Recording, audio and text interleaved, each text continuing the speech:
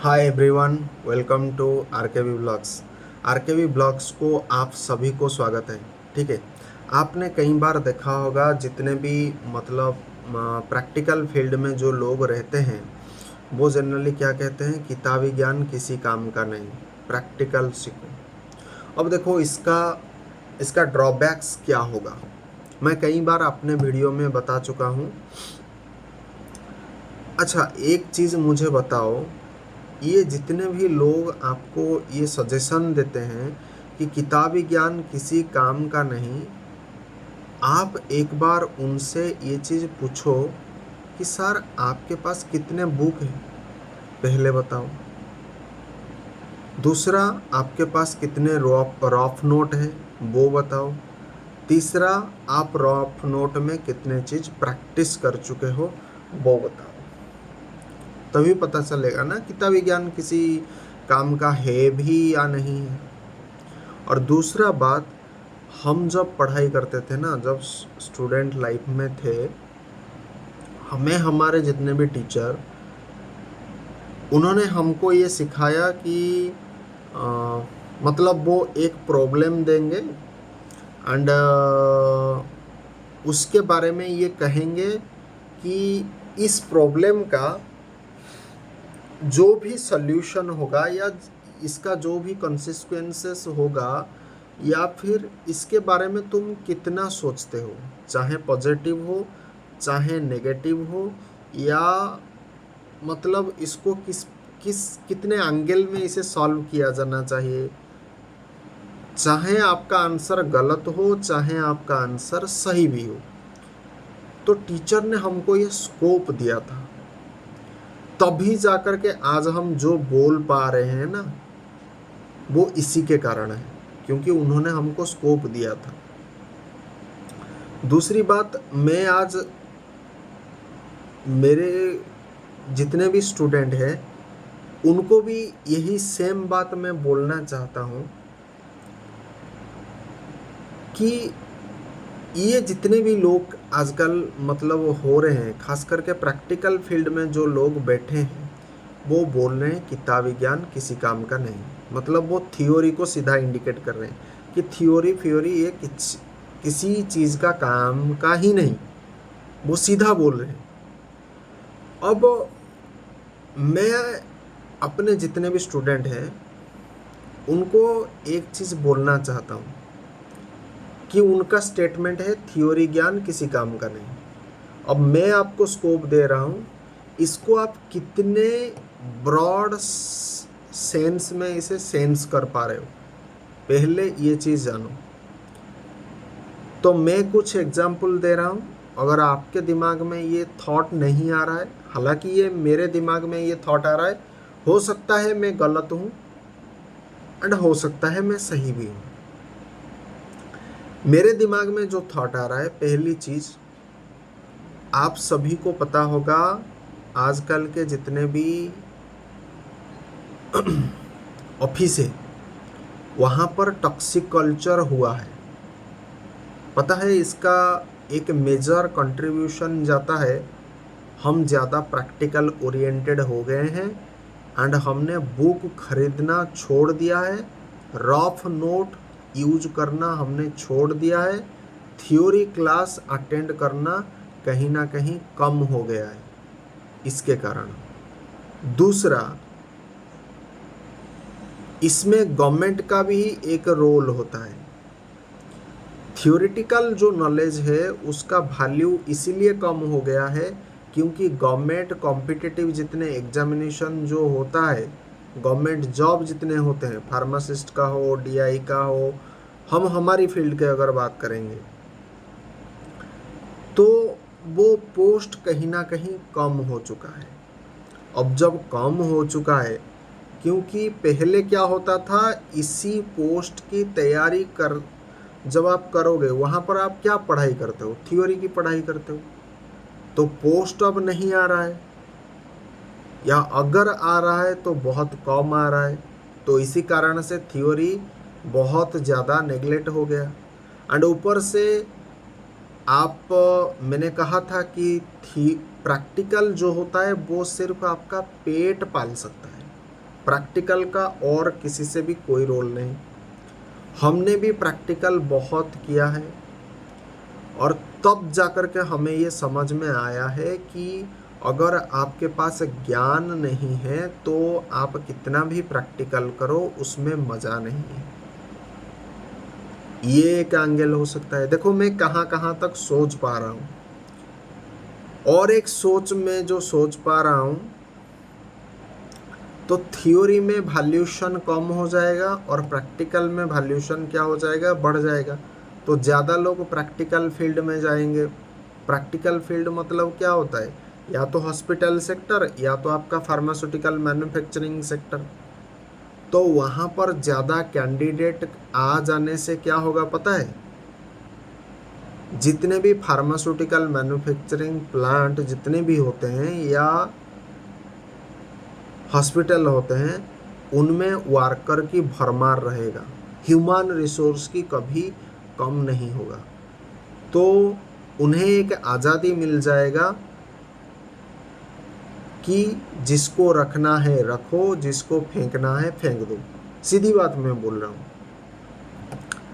Now इससे क्या होगा, एक प्रोफेशनल जो आदमी होता है उसे कहीं ना कहीं हैम्पर होगा। वो भी एक वक्त आएगा सोचेगा इतना पाठ पढ़ करके लाभ क्या है, ये हाल हो सकता है। ठीक है, एंड वो थ्योरी को इतना नेगलेक्ट क्यों कर रहे हैं, क्योंकि हर एक कंपनी को, हर एक ऑर्गेनाइजेशन को कम पैसे में ह्यूमन रिसोर्स की आवश्यकता है। एंड वो इसी कारण से किसी ना किसी चीज़ को तो निंदा करेंगे। अब उनको कुछ नहीं मिलता है, सिर्फ किताबी ज्ञान ही मिलता है। दूसरा, अगर आप ज़्यादा पढ़े लिखे रहोगे, ज़्यादा ज्ञानी बनोगे, तो आप जो भी काम अगर होगा तो आप अधिकांश समय आप क्वेश्चन पूछोगे। तो क्वेश्चन अगर पूछोगे, ये एक तो पहले से पढ़े लिखे नहीं होते हैं, जितने भी काम करने वाले लोग हैं इतना पढ़ते नहीं हैं, तो इनको आंसर देने में प्रॉब्लम होता है। ठीक, दुनिया जितना मूर्ख होगा ना उतना लोगों को ठगना इजी रहेगा। और दुनिया में जितने भी आपका मतलब वर्किंग लाइफ में अगर जितना ह्यूमन रिसोर्स बढ़ेगा तो हमेशा याद रखो प्राइस की वैल्यूशन क्या होगा, कम होगा। इसी कारण से वो थ्योरी को इतना करते हैं।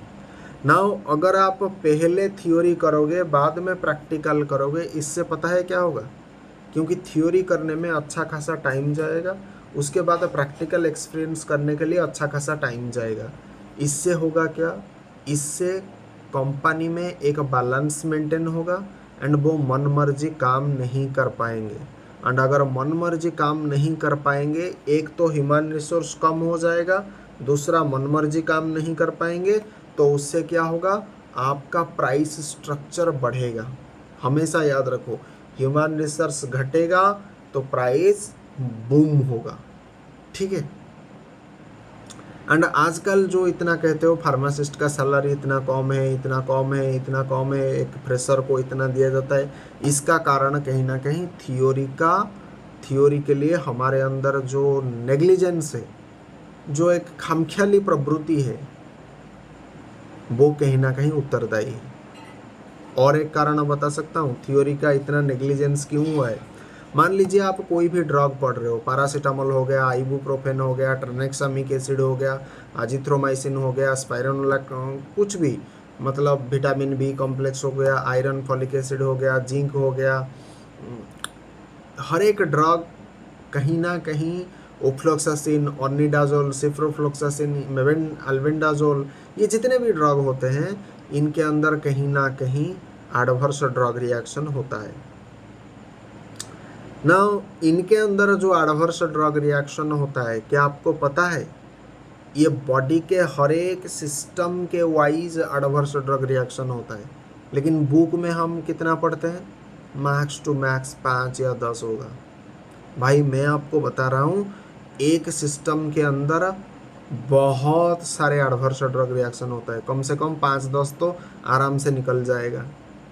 और आप जब परीक्षा में लिखते हो, कितना लिखते हो, नसिया होगा, वोमिटिंग होगा, डायरिया होगा, फलाना होगा, ढिमकाना होगा, ऐसे 2 चीज़ें लिखोगे और उसके बाद क्या करोगे, एक्सेट्रा एक्सेट्रा एक्सेट्रा। एंड जब टीचर भी पढ़ाएगा, क्या पढ़ाएगा, नसिया, vomiting, diarrhoea, etcetera etcetera etcetera. भाई अब हम वो एक्सेट्रा को जानना चाहते हैं कि आपने जो एक्सेट्रा एक्सेट्रा एक्सेट्रा ऐसे बोल रहे हो, अब बताओ तुम भी यही हो, हम भी यही हैं। अब बताओ वो एक्सेट्रा एक्सेट्रा एक्सेट्रा, 3 बार तो एक्सेट्रा कर चुके हो, या 1 बार तो कम से कम एक्सेट्रा मारा होगा। अब वो एक्सेट्रा को हम सुनना चाहते हैं। पहली बात, 3 बार करे हो गए तो 3 तो एग्जाम्पल देना पड़ेगा। एंड इसी कारण से क्या होगा, क्या होता है, थियोरी का जो एक स्ट्रिक्टनेस जो होता है, आज इट इज, जैसे हम कहते हैं ना भगवत गीता आज इट इज, तो थियोरी आज इट इज, उसका कहीं ना कहीं एक महत्व कम हो गया है इसी एक्सेट्रा के चलते। स्टूडेंट भी जब एग्जामिनेशन खाता में लिखता है तो वो एक्सेट्रा मारता है, टीचर भी जब समझाता है nausea, vomiting, diarrhoea, etcetera etcetera etcetera. भाई इससे काम नहीं चलेगा। अब हम एक्सेट्रा सुनना ही चाहते हैं, पहली बात। और एक बात है, एग्जामिनेशन सेंटर में जो कॉपी होता है, माल प्रैक्टिस होता है, ये भी उसका एक कारण है थ्योरी के प्रति, मतलब ये। और एक कारण है, जो आजकल के जितने भी कॉलेज के जो ओनर है वो जनरली मार्क ओरिएंटेड ज़्यादा हो रहे हैं। उनको सिर्फ अपना छवि दिखाना है कि कॉम्पिटिटिव एग्ज़ाम में हमारे कॉलेज में ये पढ़ा, ये आ गया। तो ये जो एक मार्केटिंग स्ट्रेटेजी होता है, सिर्फ अपने काम से काम मतलब हो, बच्चों के अंदर अगर क्वालिटेटिव एजुकेशन डेवलप हो रहा है नहीं हो रहा है भाड़ में जाए, वो जो केयरिंग का नेचर है वो कहीं ना कहीं कम हो रहा है। कॉलेज में आपको कौन केयरिंग करता है, कोई नहीं केयर करता है। आप सिर्फ उनको, आप पैसा के मतलब है, ईयर वाइज पैसा भरते जाओ, आपके अंदर ज्ञान आ रहा है नहीं आ रहा है किसी को कुछ फर्क नहीं। हर एक प्रैक्टिकल को आप कितने बार करते हो, टीचर एक बार डेमोन्स्ट्रेट कर देता है, उससे आपका प्रैक्टिकल ख़त्म होता है। इसे प्रैक्टिकल कहा जाता है। एक ही प्रैक्टिकल को 10,000 बार करो तभी उसमें एक्सपर्ट बनोगे। 10,000 बार प्रैक्टिकल करने के लिए आपके लैबोरेटरी में उतना इंस्ट्रूमेंट होना चाहिए, उतना केमिकल होना चाहिए, ये सब बात ठीक है। कुंफू आप देखे होंगे, कुंफू में क्या कहावत फेमस है, एक ही कड़ा को 10,000 बार करो तभी उसमें ग्रैंड मास्टर होने की संभावना ज़्यादा होती है। ऐसे थोड़ी ना होता है। और दूसरी और एक एंगल जो मुझे मतलब एक समझ में आता है वो ये होता है, कई बार आपने देखा होगा बहुत लोग क्या होते हैं, किसी चपरासी का एडवाइस नहीं मानेंगे, ठीक है। वो ये सोचते हैं चपरासी के एक तो चपरासी सामाजिक रूप से क्या होता है, बहुत ही निम्न कैटेगरी का होता है, सोशल स्टेटस के दृष्टि से, आर्थिक रूप से, राजनीतिक दृष्टि से, सामाजिक दृष्टि से, हर दृष्टि से वो कमज़ोर होता है। लेकिन मान लीजिए उसके पास उच्च दर्शन है, उच्च विचार है, उच्च ज्ञान है, तो वो जब आपको एडवाइस देता है तो दुनिया आपको क्या कहती है, इसकी एडवाइस कभी मत सुनना। और काल को किसी महान वैज्ञानिक, महान दार्शनिक अगर यही सेम एडवाइस जो एक चपरासी दे रहा था, अगर तब जा कर के सुनोगे तो फिर बाकी समाज आपको क्या कहेगा कि इनका एडवाइस जरूर सुनना। तब पता है, अगर वो साइंटिस्ट थोड़ा समझदार होगा, वो बोलेगा अगर पहले से चपरासी का बात अगर मान लिया होता तो आज तुम्हें शायद साइंटिस्ट की ज़रूरत नहीं होता है। क्योंकि चपरासी के पास ऐसा ज्ञान कैसे आया, क्योंकि उसने किसी ना किसी से जुड़ा होगा। तो जाहिर सी बात है, या तो किसी देवी से जुड़ा होगा, या तो किसी देवता से जुड़ा होगा, या तो किसी भगवान से जुड़ा होगा। क्योंकि उच्च दर्शन, उच्च विचार, उच्च ज्ञान किससे हमें प्राप्त होता है? भगवान से जुड़ने से प्राप्त होता है। यही हमने शास्त्र में पढ़ा, यही हमने हर जगह में पढ़ा। तो महान लोग जो आपको बताएंगे आप उनको सुनोगे, और जो सामाजिक दृष्टि से निम्न है उसकी बात नहीं सुनोगे।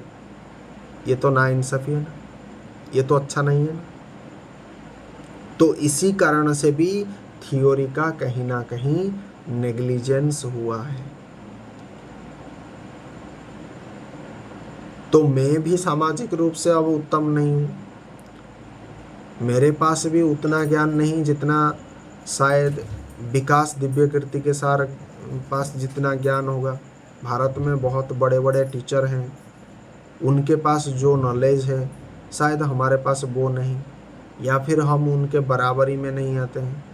लेकिन आप अगर आज हमसे ये विचार ले जाओगे, हमसे ये दर्शन ले जाओगे, तो कहीं ना कहीं काल को आप विकास दिव्य कीर्ति सार के पास जाना नहीं पड़ेगा। पहले से काम निपटाओ ताकि बड़े बड़े लोगों के पास जाना ना पड़े। क्योंकि ये बात आपको समझना चाहिए, छोटे लोग के पास जो ज्ञान होता है वो कहीं ना कहीं भगवान से जुड़े होने के कारण होता है। तो इसका मतलब अगर मैं कुछ दे रहा हूँ तो मैं भी किसी से साथ जुड़ा हुआ हूँ। अब लेना या नहीं लेना ये आपकी ऊपर है। दूसरा चीज़, हमेशा मेरा एक एडवाइस मैं दे रहा हूँ, भविष्य में अगर आपको कोई कहेगा बेटा प्रैक्टिकल कर, प्रैक्टिकल कर, थियोरी भूल जा, किताबी ज्ञान किसी काम का नहीं। कोई भी फील्ड हो, चाहे वो इंजीनियरिंग हो, चाहे वो फार्मेसी हो, चाहे वो कोई भी सेक्टर हो, हमेशा याद रखना उसकी मुंह में बोल देना जी किताबी ज्ञान किसी काम का नहीं। लेकिन अंदर से क्या करना? अंदर से स्टडी करना। थियोरी से जिस दिन आपका लगाव खत्म हो जाएगा उसी दिन हमेशा याद रखना आप एक चीप लेबर फोर्स बन करके रह जाओगे। प्रोफेशनल स्टडी आप क्यों करते हो? ज़्यादा पैसा कमाने के लिए। सोचो, आपने बी फार्म करा होगा 1.5 lakh, 2 lakh, 3 lakh, depending upon the college and their standard, ठीक है। इतना पैसा दे करके आप पढ़ाई करते हो, फिर बाद में भी पढ़ते हो अपनी नॉलेज, क्योंकि बी फार्मा कंप्लीट या डी फार्मा कंप्लीट होने के बाद हमारे अंदर सभी ज्ञान उतरता नहीं है, बाद में भी पढ़ना पड़ता है। तो उसके लिए बाद में किसी टीचर का सब्सक्रिप्शन आप लेते हो, वहाँ पर भी पैसा खर्च होता है। तब जाकर के आप कहीं अच्छा इंजीनियर, अच्छा फार्मासिस्ट, अच्छा डॉक्टर, अच्छा नर्सिंग ऑफिसर ये जाकर के बनते हो। इसी ज्ञान के दम पर बनते हो, ठीक है। तो इस बात की विशेष ध्यान रखना कि हर एक के सामने बोलना, क्योंकि इनको भी हमें खुश करना है, ठीक है। सो प्रैक्टिकल का जो वाहवाही हो रहा है सबके सामने वाहवाही करो, लेकिन अंदर से डीप स्टडी करो। एंड जिस दिन मैंने बोला कि थ्योरी से आप लगाव अगर ख़त्म करोगे उसी दिन आपका बर्बादी शुरू होगा, एंड उसी दिन से आप एक चीप लेबर फोर्स के तौर पर गिने जाओगे, ठीक है। आज फार्मेसी का बेड़ा गर्क इसीलिए भी हो रहा है, थियोरेटिकल नॉलेज किसी के पास नहीं, मतलब बहुत लिमिटेड फार्मासिस्ट के पास होगा। और दूसरी बात ये मैं दावे के साथ बोल सकता हूँ, हर फार्मासिस्ट को मैं पहली बात अगर मैं अपना आइडियोलॉजी शेयर करूँ, मैं हर फार्मासिस्ट को फार्मासिस्ट भी समझता नहीं। वैसे हर डॉक्टरों को मैं डॉक्टर भी नहीं मानता हूँ। सिर्फ प्रैक्टिकल कर लेने से आप कोई डॉक्टर नहीं बनोगे। ज्ञान आपके पास क्या है? ज्ञान होना चाहिए ना। सिर्फ काम होने से, मैंने क्या बोला, काम होने से समाज में मान, सम्मान, जस, कीर्ति ये हो सकता है। दूसरा होता है रोजी रोटी आपको जल्दी मिल जाएगा प्रैक्टिकल करने से। लेकिन थियोरिटिकल नॉलेज आने से क्या होगा, आपको हर एक चीज़ का समझ होगा, आपका अंडरस्टैंडिंग एक नेक्स्ट लेवल पर होगा। आप जो चीज़ कर रहे हो उसके पीछे रीजन होगा, पता चलेगा कि मैं ये काम कर रहा हूँ तो क्यों कर रहा हूँ, कैसे कर रहा हूँ, किस तरीके से कर रहा हूँ। हर एक चीज़ का, हर एक सवाल का मतलब जो भी क्वेश्चन होगा आपके पास वो आंसर ही आ जाएगा, अपने आप आ जाएगा। लेकिन अपने आप तभी आएगा जब आप उतना पढ़ोगे, क्योंकि हर चीज़ में डीप अंडरस्टैंडिंग करते हो। थ्योरी में हम क्यों पढ़ते हैं, what is the definition, what are its objective, what are its goal, what are its disadvantages, what are its advantages, physical property, chemical property, what are its structure, what are its mechanism of action, what are pharmacodynamic, what are pharmacokinetic, यही तो हम पढ़ते हैं। Ward power पढ़ते हैं हर एक क्योंकि जितने भी मेडिकल नॉलेज की जो बुक है वो इंग्लिश भाषा में लिखी गई है। कानक्रॉइड, उसका मीनिंग क्या है, हाँ। ब्लड स्ट्रीम इन्फेक्शन, उसका मीनिंग क्या है। ओस्टियोमाइलिटिस, उसका मीनिंग क्या है।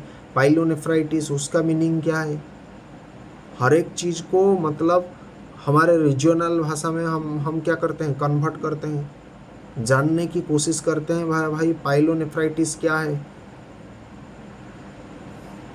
तब जाकर के आप एक फार्मासिस्ट बनते हो। मैंने बोला ना,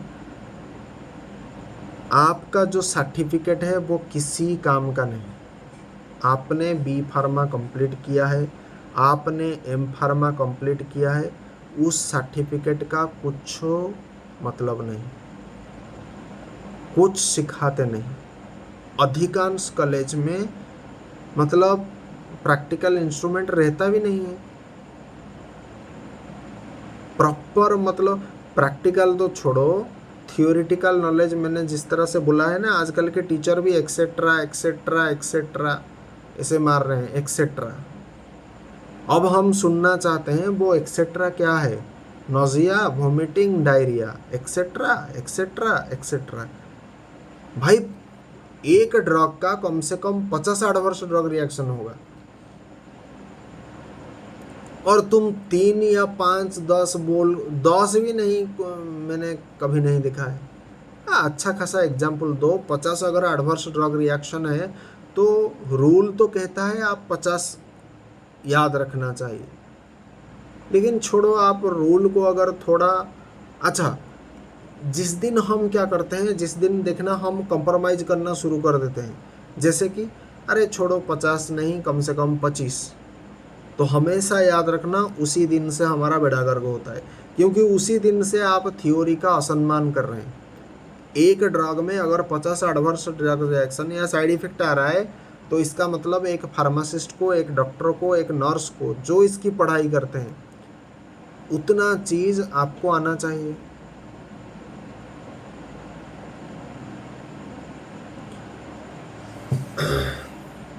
एंड तब जा कर के दिन में 2 बार, दिन में 3 बार, दिन में 5 बार, दिन में 10 बार, ये जितने भी होते हैं, खाने के बाद, खाने से पहले, ये तब जा कर के अच्छा लगता है मेरे दोस्त,